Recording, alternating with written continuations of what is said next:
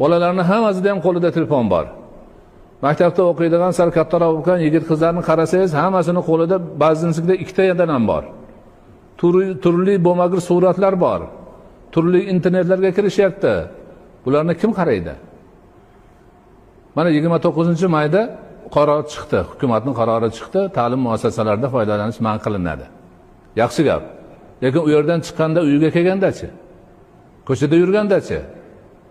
U nima bo'ladi? Man qilish bu kuch bilan to'xtatish. Man qilish omilidan chetda chiqdi, yana qilaveradi buni.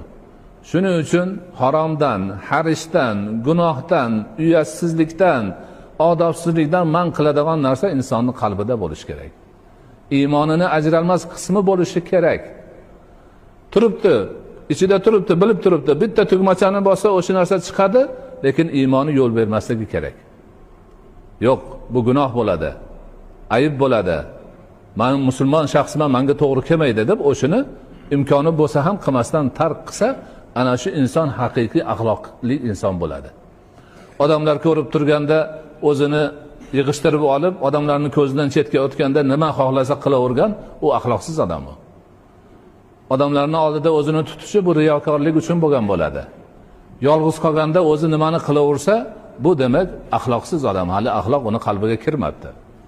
Haqiqiy axloq, haqiqiy odob, iymon, e'tiqod qalbida o'rnashib, uni yo'naltiruvchi kuchga aylantirganda har qanday yomonlikni eng oson yo'li bilan ham erishidan bo'lganda bosh tortadi.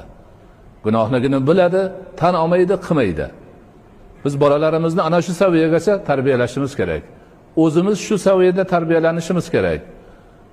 U man qilish vaqtinchalik yaxshidir, lekin haqiqiy man qiluvchi omil qalbda bo'lishini unutmasligimiz kerak.